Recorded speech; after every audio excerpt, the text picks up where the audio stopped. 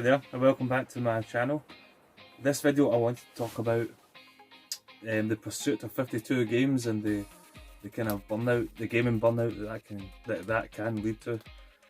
So this year I'm aiming for 52 physical games to be completed. So far I've reached, I think it's 46 games. I don't think I'll reach 46 physical games, but I did complete a couple of digital games as well. But what I wanted to talk about here was a couple of games that are nice to play, nice short kind of bursts that don't take too long to finish. Nice little palette cleansers, that's what I like to call them anyway, like just to kind of break up the shooting of all the bad guys and all the aliens and stuff like that. I like to kind of play a couple of games that you can kind of relax and kind of lose yourself in. So the first one I wanted to talk about was Air, spelled A-E-R, I think it's pronounced Air. Memories of Old. And that's a really nice presented game. It's got really nice graphics with a kind of soft colour kind of palette.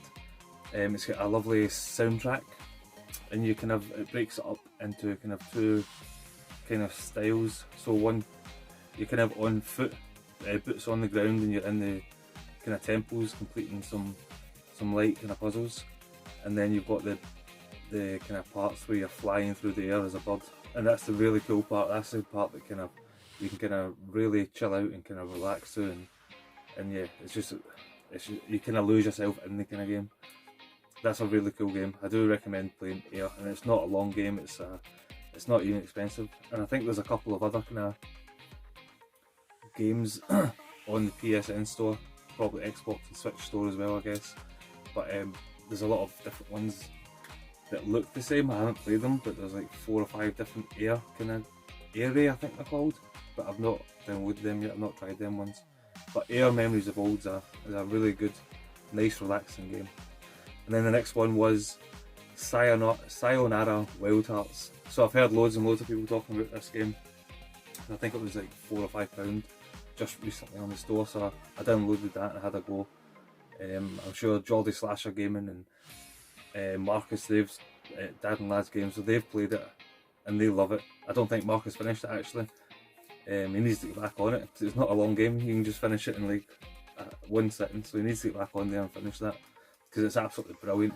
It's got a similar kind of art style to Air, except whereas Air is a soft kind of pastel colour palette, this is a more neon kind of retro, like those are purples and pinks and blues and things. It's just a really cool game. The soundtrack is excellent, it's amazing. A lot of people that I know who have played it said, I think Retro Ed UK, I think he's downloaded the soundtrack and he listens to it in his car and things like that. It's just it really is that good. And then the trophies in Sayonara are in the form of riddles. So you have to go and read the riddle in the extras part, and then you have to figure it out, solve it, and do it in the game. I've only managed, I think I only got one, and the riddle was it was something like, I don't have time for this 10 times in a row. So basically you've got to skip the cutscenes 10 times in a row to get the trophy. And then there's just so many other mind-boggling riddles that I didn't really pay attention to. But the game itself, it takes, I don't know, like an hour, maybe an hour and a half tops to finish. And you're really engrossed in it, and you really want to finish it, and it's just fun to play. It's just a really fun, good game to play. And the next one is one that I've just finished. I just finished it, I think, yesterday or the day before. Or the day before that, I can't remember. Really recently. And it's Hoa, H-O-A, Hoa. And it's just a nice little 2D kind of adventure. It's not hard at all, it's not difficult. There's a couple of light puzzles in it. But basically you just move really in one direction. The game keeps on pushing you forward.